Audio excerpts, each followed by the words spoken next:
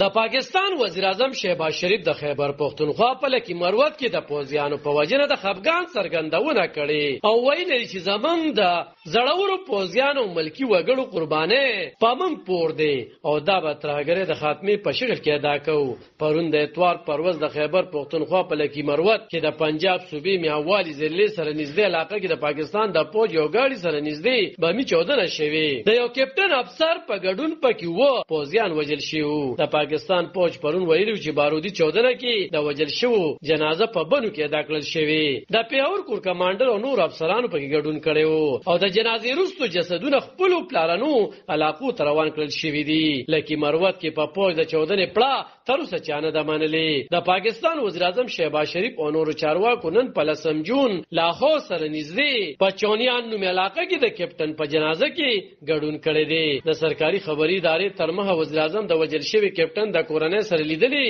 او ویلي چې د پوځیانو قربانۍ به بې ځایه نه ځي. قام په خپلو قربانو ویاړي او ترهګر به حوصلې ماتې نه کړي. د وژل شوی شپږ کلن کپټن تعلق د پنجاب ضلع د قصور علاقې سره و. په دې وروستو کې د پاکستان په خیبر پختونخوا او بلوچستان صوبو کې په امنیتي ځواکونو د بریدونو لړۍ چټکه شوې او تحریک طالبان پاکستان ویل چې 13 میاشتې د امنیتي ځواکونو 200 بریدونه تر سره کړي چې په دې بریدونو کې 103 پوځیان 15 پولیس او د سی ټي ډي مامورین 38 اف سی عسكر او 8 استخباراتي او د امن کمیټو غړي وژل شوي. همدا شان د پاکستان پوج هم 13 میاشت په بیلابیلو عملیاتو کې د شلګونو ترهګرو د وژلو داوا کړې و او ویلي و چې روان کال د 1115 شمنې ځواکونو په عمل کې ټول عملیات تر سره کړی دي. پوج ویلي چې د مای میاشت کې تر سره شو 200 یو کم سلوي وسلوال وژل شوي